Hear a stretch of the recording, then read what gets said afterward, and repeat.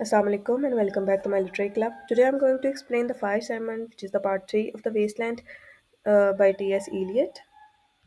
I've already explained the poet's introduction, the introduction of T.S. Eliot, and also the poem's introduction, the introduction of the whole Wasteland in the first part, the burial of the dead, and the first two part, the second part is already also explained. So let's start with the third part, and we'll explain. I'll tell you the title significance of the fire sermon. This is a Eastern reference to the Buddha, who was a figure, who was a religious figure.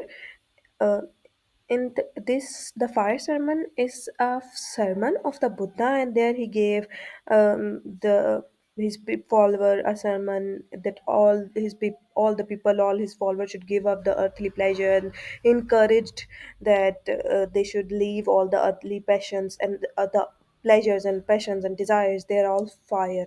So a person must get the freedom from those things, and otherwise this fire will consume your soul if if you do not check this fire. So the fire here are the passions, are the pleasures of the world, this world, materialistic world, by Buddha.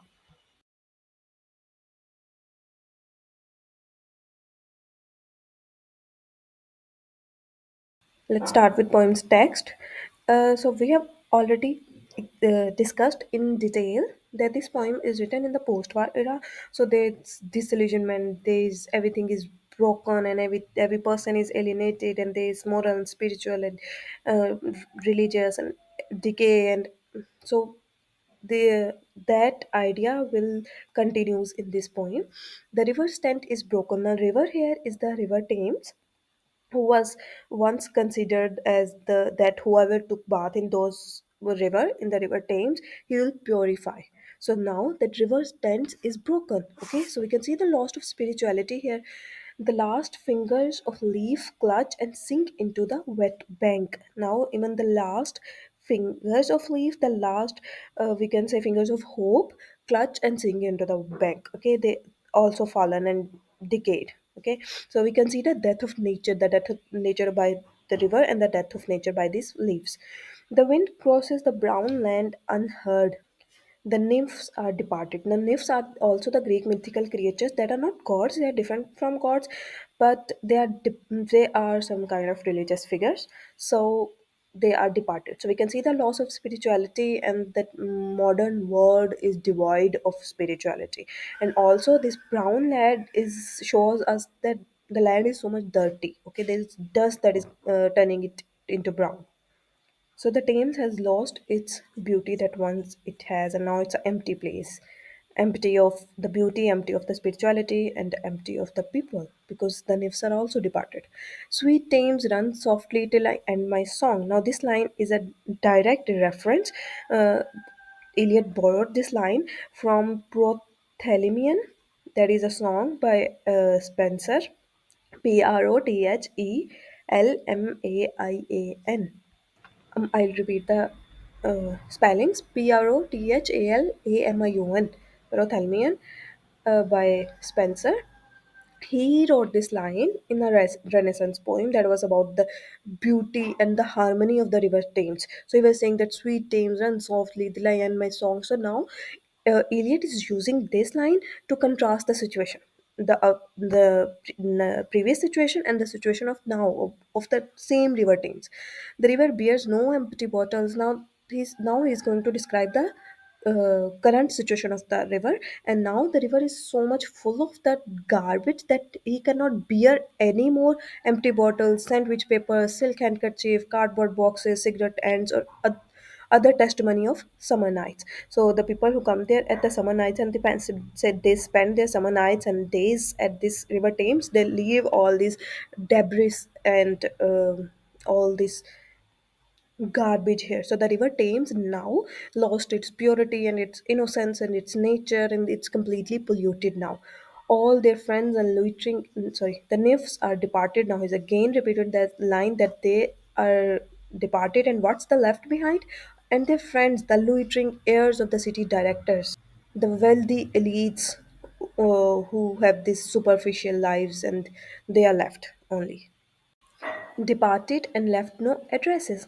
Now, here, left no addresses means that there are modern ladies who were with their lovers or young men here, and now they left those ladies in this place. Also, even those ladies don't have their addresses. So, we can see the fleeting nature of the modern affairs, the love affairs, the relationships, because they are not going to the marriage side. They just leave after the physical pleasure. Okay, by the water of lemon, I sat down and wept. Now this is the lake in Geneva where the Eliot wrote Wasteland, and so this makes this line a kind of autobiographical. And he's saying he was remembering the past, and he was crying, and he was writing this poem. Okay, sweet Thames, run softly till I end my song. Sweet Thames, run softly because I speak not loud or long. Okay, now he's again quoting that line, and now he's the second line is his own, and he's saying that I speak not long loud or long. So we can see the fleeting nature of the human life because he'll die and he could not speak for a long time, and the fleeting nature of the art because the people of the modern time don't even respect the art, and they're not going to remember the beautiful art, the beautiful poem. So the impermanence nature of the meaning in the modern life. So these two lines are in contrast. But at my back, in a cold blast, I hear the rattle of bone and chuckle spread from ear to ear. Now he's giving us a very deadly imagery. Okay, the imagery of death. He's saying that I could hear the cold blast behind me. Okay, and so and secondly, the rattle of bones. The bones, the people of who died in the World War I. Okay, so these bones give us a very hollow and eerie and death imagery. Okay, and the chuckle spread from ear to ear because maybe some people are present there who are chuckling, who are laughing because they are not worried about this rattle of bones. Okay, so this shows the trauma of the World War I. A rat crept softly through the vegetation, dragging its slimy body on the bank. So he's giving us a very polluted setting imagery. And this rat is a symbol of dirt. Rat is a symbol of sinister, decay, destruction. And he also these words, the crept, the slimy body, the dirty body. So these are all imagery of the poetic imagery of the river where I was fishing in that dull canal. Now look, he's fishing in a very fertile land. So this fishing is he's trying to regenerate.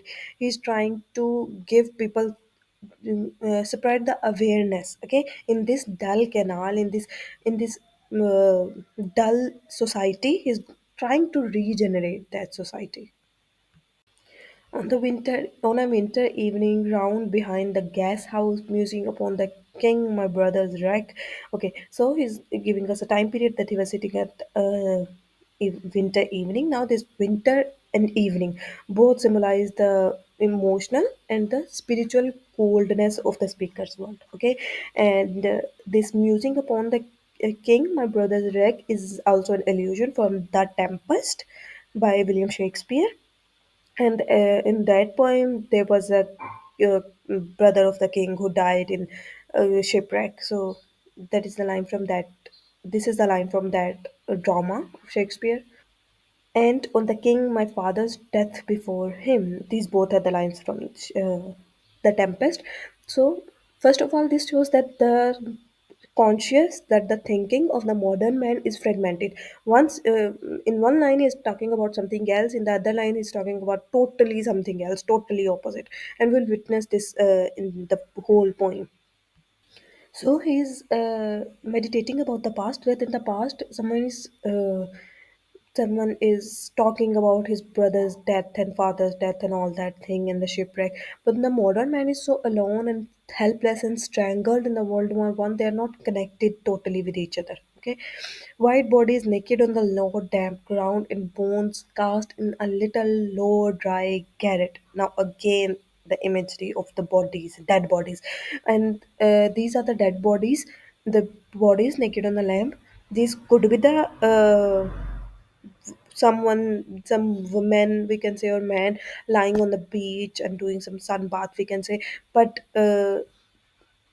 The mainly I think it's the imagery. It means the people, the dead bodies of the people who died in World War I, and they do not have the proper burials, so their bodies are lying naked on the ground. Okay, and again the bones cast in a little low dry garret. So the bones, the he's trying to say that the spirituality is lost ends in this modern world. There's a barrenness, and they just lie in some attic roof, in some top floor. The spirituality lies in some top floor. People could not connect with that. Okay, the decay of humanity, rattled by the rat's foot only year to year. Now this rat foots give us some eerie sound, and the emptiness and the abandonment of the spirituality. Okay, but at my back from time to time, I hear the sound of horns and motors, which shall bring Sweeney to Mrs. Potter in the spring. Okay, now the horns and motors are the mechanical noises of the modern life. Okay, and it's signaling that Sweeney is going to Mrs. Potter, and Sweeney is kind of a crude and lustful modern man. He's going to give us the story of Sweeney and Mr. Potter. So that's a lustful man, and the spring here is not actual spring and the happiness and all that. Spring is for the Sweeney is vulgarity. So he's giving us the irony, because spring is mostly known for the beauty and freshness and regeneration, but here it's just for the physical pleasures. It's just for the vulgarity here. On the moon, oh, the moon shone bright on Mrs. Potter and on her daughter. They washed their feet in soda water. Okay, now he's giving us another imagery that they're kind of lustful emotions they have, and she's waiting for him, and they are making themselves more beautiful, artificially charm. Okay, not the natural charm, but the artificial charm, charming themselves and making themselves beautiful for the men, for the sake of men. Okay, like the Sweeney. And this next line is in French, and it means, oh, their children voices singing in choir. Choir, choir. Okay, that a group of child who sing. So he instantly gave us a contrast of the world. Once there was a world of Sweeney and Mrs. Potter kind of people, and then he's giving us the imagery of the child, and the child is known as holy and pure people. Okay, so he's contrasting these two images. Tweet, tweet, juk, juk, juk, juk, so rudely forced stereo. Now, this is again repeating the illusion or mythical illusion of Philomela, which I've explained in detail in the game of chess, a game of chess. Okay, so this again, that this tweet tweet and juk juk is the voice of the nightingale, which is trying to express her pain, and so rudely forced stereo is Tereus. Tereus is basically the name of the king. So this is the name of the king who raped Philomela, and so rudely forced is again the line for the rape, because she was treated badly by that king. So you can hear the whole story in the game of chess. Unreal City, same word he used for London in the game of chess also, because the London is so much polluted and so much disillusioned and in decay right now under the brown fog of a winter noon. Uh, so he's saying, stating the pollution of the city and also the season and time. Mr. Eugenides, the Smyrna merchant. The Smyrna is the city of the Turkey, now known as Izmir, and this Eugenides could be the merchant, one-eyed merchant in Madame Sosostras's cards. There was a one-eyed merchant, so this could be that merchant, unshaven in a with a pocket full of currants. Now this unshaven and a pocket full of the dry fruits which is used to make the wine. So this give us a good imagery, a perfect imagery to understand the character of that person, that merchant. CIF London. Now this CIF is the cost, insurance, fright. So it's three words. That was kind of, you can say, the motto of his company. documents at side. Now he is giving some kind of documents, and we can say there is no human interactions, just the commercial interactions, just for the sake of the trade. Asked me in demotic French. Now this demotic means vernacular French, so he's saying that he asked me in French despite of using the shared language, the English, we can say. He used the French language, which could be not understandable for the next person. So we can see the miscommunication and the loss of culture in those people.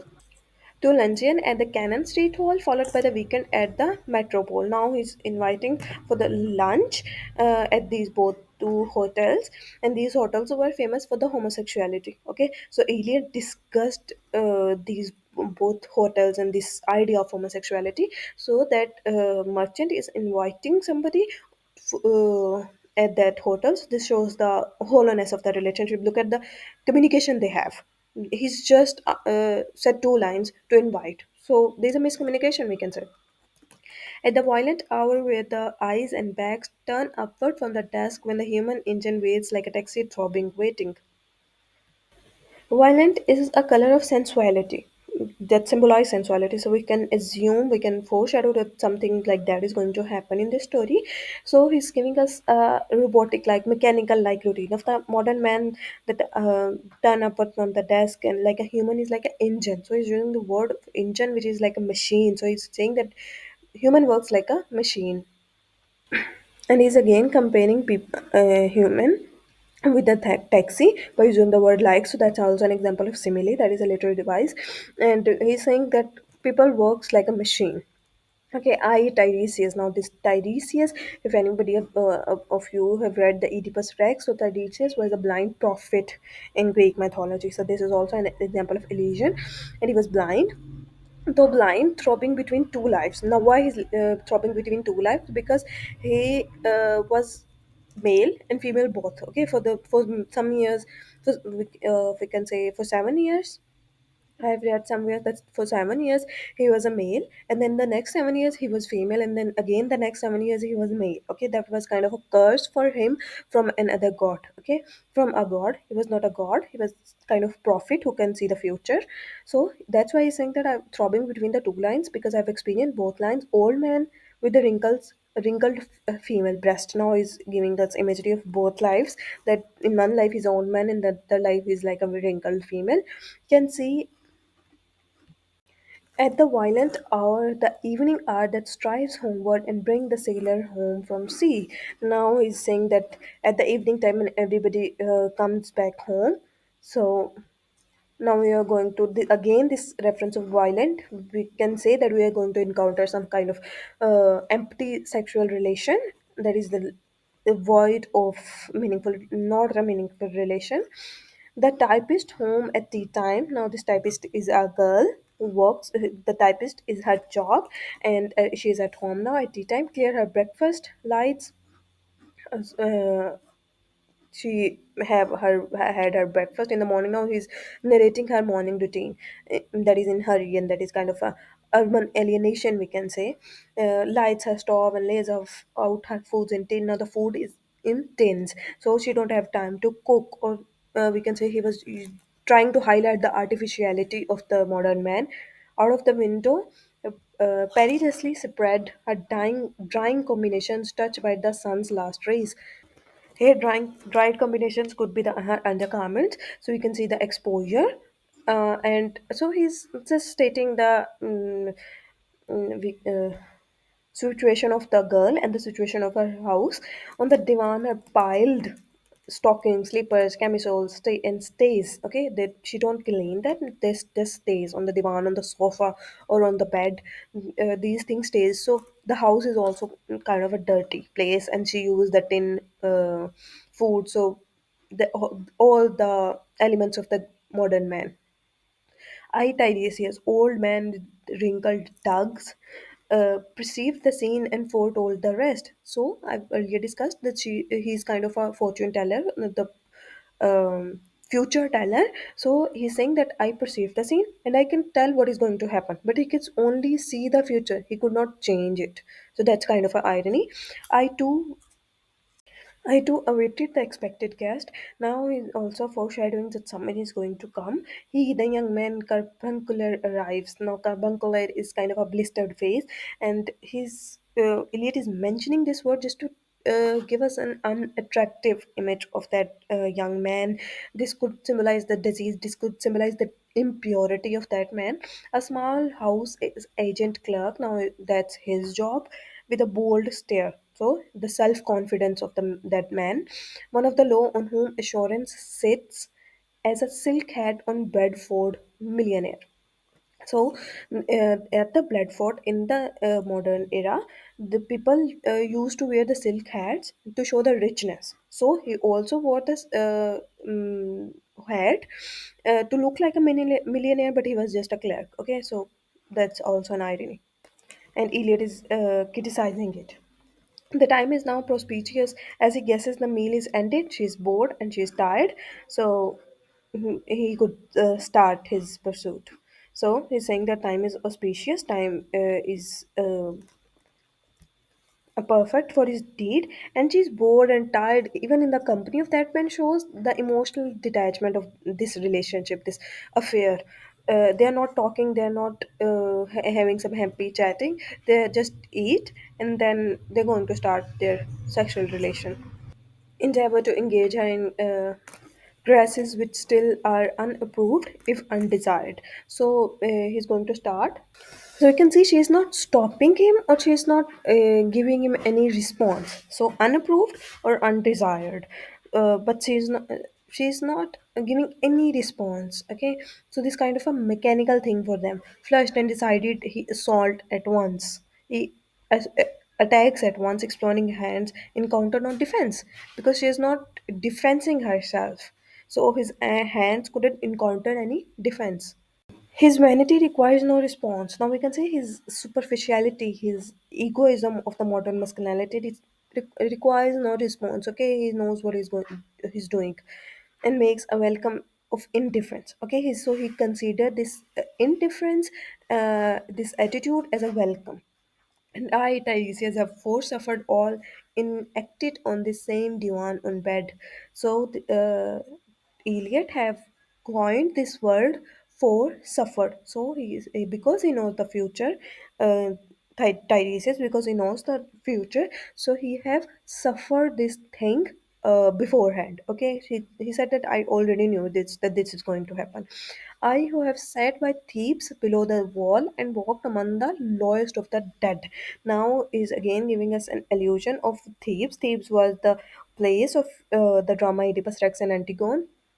So he's saying that I used to sit there at the wall and walk among the lowest of the dead. Now he's saying that I could see the underworld also. I am the seer of the underworld also. Best was one final patronizing kiss. Now back to the story that he then gave a one dominating kind of a kiss that is again emotional emptiness because that's devoid of any love, and gropes his way finding the stairs unlit. Now this unlit, this darkness also shows us the kind of eerie imagery that there is some kind of darkness in their lives also, and we can see the moral blindness, the spiritual darkness, and the purposelessness of that time, the modern man. She turns and looks a moment in the glass. Now look at her expression, her reaction that she just woke up and she looks herself in the mirror, hardly aware of her departed lover. Now look at the irony. What kind of a relationship that they have? Okay, what kind of a relationship a modern man have? They are so emotionally detached, and their relationship is so at the surface level that she is even hardly aware of her departed lover. Okay, her brain allows one half-formed thought to pass. Now this half-formed thought also, we can say that fragmented thoughts of the modern man. Well, now that's done and I'm glad it's over. Now again, that mechanical encounter they had is over and she's glad that it's over. When lovely woman stoops to Foley and paces about her room again alone. Now, this when lovely woman stoops to Foley is also an allusion from the Oliver Goldsmith's The Vicar, Vicar of Wakefield. At that play, there was a woman, Olivia, who lost her virginity. Sorry, and who lost her chastity, and she was depressed and she wanted to end her life because of this. But now the modern women is kind of a daily routine, and they are so used to, and they're so, there's nothing emotional in it for them. Okay, space is about her room again alone. Now this alone, we can see the emotional and the physical isolation of the modern man. She smooths her hair with the automatic hand and put a record on the gramophone. Now automatic hand, again that mechanical routine, and the gramophone, we can say music is kind of a escape from the reality, so she is trying to escape from the reality. This music crept by me upon the waters. Then this line is also borrowed from Eliot borrowed this line from The Tempest by Shakespeare, and this is kind of this was for the morning, MOUR, morning. Eliot is trying to give a sense of melancholy or eerie tone, and along the Strand up Queen Victoria Street. Now, he is describing the city that along the Strand, Lake, and road there is Queen Victoria Street, that road that is taking to some poor area. Oh, city, city. Now, this kind of example of a apostrophe that is talking directly to someone that is absent or unable to answer. So, that's a literary device, apostrophe. I can sometime hear beside a public bar in Lower Thames Street. Um so he's saying that I can hear the music sometimes that is coming from the bar.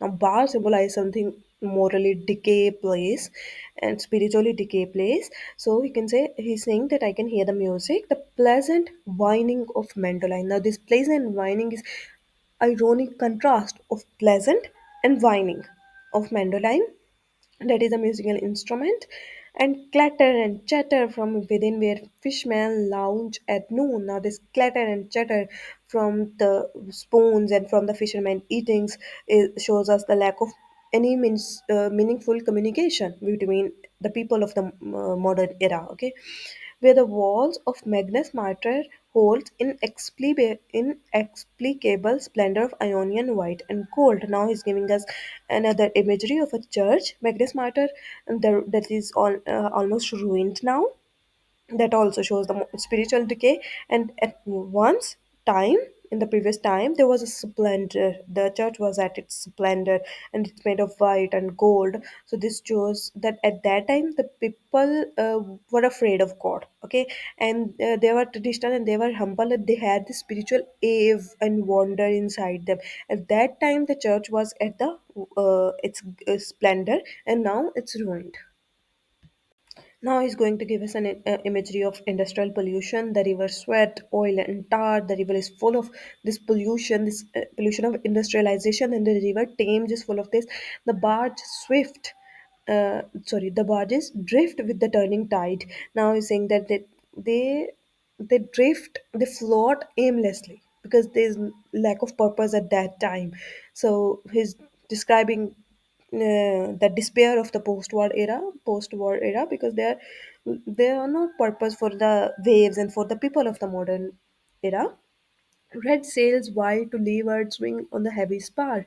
Now another imagery of the historical adventures. Okay, then when people used to sail and wide and they have heavy spars, so towards the leeward means towards the direction of the wind. So he's contrasting the above lines and these three lines. Okay, there's a contrast between the historical adventure and the modern pollution. Okay, the barges washed drifting logs down Greenwich Reach past the Isles of Dog. Now he's narrating specific places of the London, the modern urban landscape, and the civilization that was once vibrant now reduced to this debris. Now, these next two lines is an allusion from Richard Wagner's opera Sound, and it's the Lamentations music. And the Richard Rose wrote these lines to appreciate the beauty of a woman near. He saw that lady near that river, any river, and he was appreciating in these lines. But Eliot used this to lament the situation. Now Eliot is also again going to give us an illusion of Queen Elizabeth and the Earl of Leicester, Lord Robert Dudley. Okay, the name of that Earl of Leicester, and they were both traveling in Thames with via a ship. So he's going to narrate that Elizabeth and Leicester boating oars. The stern was formed. The stern is a part of the board, at the front of the board. A glided shell, red and gold. Now, this red and gold shows us the grandeur, the magnificence, the glory of that ship and also of the past. Okay, and also Eliot is giving us an example of visual imagery. The brisk swell, now that the waves are moving, rippled both shores, so producing the waves on both the shores because the ship is at the center. Southwest wind carried down the stream, the pearls of bells, white towers. Now he's giving us all the imagery of the sea voyage. So he's giving us the nostalgia of lost of age of harmony, lost age of beauty, because he's giving such a beautiful imagery, and the lost of order of the previous time. Okay, so again, these two lines are repeating the musical lines of the opera sound by Richard Wagner are repeating. And we are back to the London city. Trams and dusty trees. Now, this trams is electrical trains, and he's giving saying that they are in the London city, and the dusty trees. Highbury. Now, Highbury, Bournemouth, Richmond, and Kew. All these are the places of locations of the London city, and here these places symbolize something. For example, Highbury symbolize the beginning, the birth, and Richmond and Q symbolize the loss of disillusionment because it symbolized the later life. So, as he's saying, they undid me, they ruined me. By Richmond, I raised my knees supine on the floor of a narrow canoe. Now, he's giving us an. So he's saying that in Richmond, in the part of that life, I lost my virginity, and because that was again devoid of any spiritual connection and meaning. My feet are at the Moorgate. Moorgate is another place, and it symbolizes the materialism and soullessness in my heart under my feet. Now, this line means that lack of excitement. Okay, and after the event, he wept and he promised a new start. I made no now all these lines are from, of a lady, of any mysterious lady, of any woman, and she is saying that my feet are at Moorgate and my heart under my feet because I do not had any excitement after the event, after the sexual encounter. He wept. He promised a new start. I made no command. What should I resent? Okay, so we can see that she's not angry. Maybe the guy have any other relationship and he was cheating or anything else. So she's saying that why should I resent? Because I don't know. I was not angry with her. You can see the alienation of the those people, because if he's cheating, she's not giving any response. She's not troubled by that. Oh, Margaret's and the Margaret is a seaside resort, and at that resort, Eliot wrote his poem. This Wasteland. He wrote this poem at Margaret. Another place I can connect nothing with nothing. Why are you going to connect nothing with nothing? Because of the fragmentation, because of the disillusionment of the modern man in their mind, because they could not remember anything, because they could not think anything. Okay, the broken fingernails of dirty hands. Now, this imagery shows us the suffering and dehumanization of the modern man due to the industrialization. My people, humble people who expect nothing. Now, people expect nothing because they lose the hope in this materialistic society. Nothing. And also this nothing shows us the and this they because they completely lost their hope. This imagery shows us kind of nihilism is a word that means they do not have faith on any religion, kind of atheist. The people are atheists because they do not expect anything from now, because in each religion you expect from your god the hope. okay, that one day you will be happy. But if the people do not expect anything, so this is kind of a theme of nihilism. Lala, now this nonsensical repetition of the some music creates the mocking kind of thing by Eliot. Okay, he's mocking on all this situation. To Carthage, then I come now, he's going to give us three different imageries of the three different religions. Carthage is a Western figure. The Carthage is a place, sorry, where Saint Augustine confess about his bad deeds which he done in his youth. Okay, and that it is that place. So this place is a symbol of moral decay and spiritual crisis. And this is a Western figure who's talking about this. Then burning, burning, burning, burning. This is the Buddha's line from that fire sermon I've explained earlier. And that is the Eastern figure that is talking about these things. And this burning, burning also shows us the spiritual torment and the torment of desire. Okay, oh Lord, thou pluckest me, oh Lord, thou pluckest. Now these are the lines, these are the biblical illusions.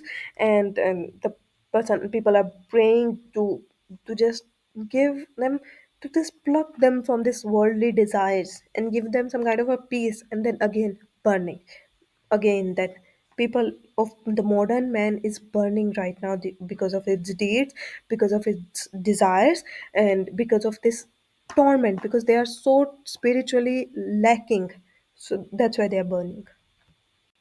These are the themes of the fire and moral and spiritual decay. We have discussed that sexual degeneration and hollow relationship. We have seen this sexual degradation in the fear of the typist girl, and in the also in these ladies who uh, we discussed in the last stanzas. Urban decay and waste. We have seen such a deadly imagery of the Thames in all these part. Fire as a destruction and purification, religious and mythological illusions. So we have discussed all these things in detail in the poem. So you can check from that. Hope you enjoyed watching the video. If you have if you have any question regarding the explanation, you can ask in the comments below. Also, give your suggestion about next poem to explain in the comments. Please like and share the video, subscribe my channel, and press the bell icon to get the notification of the next video.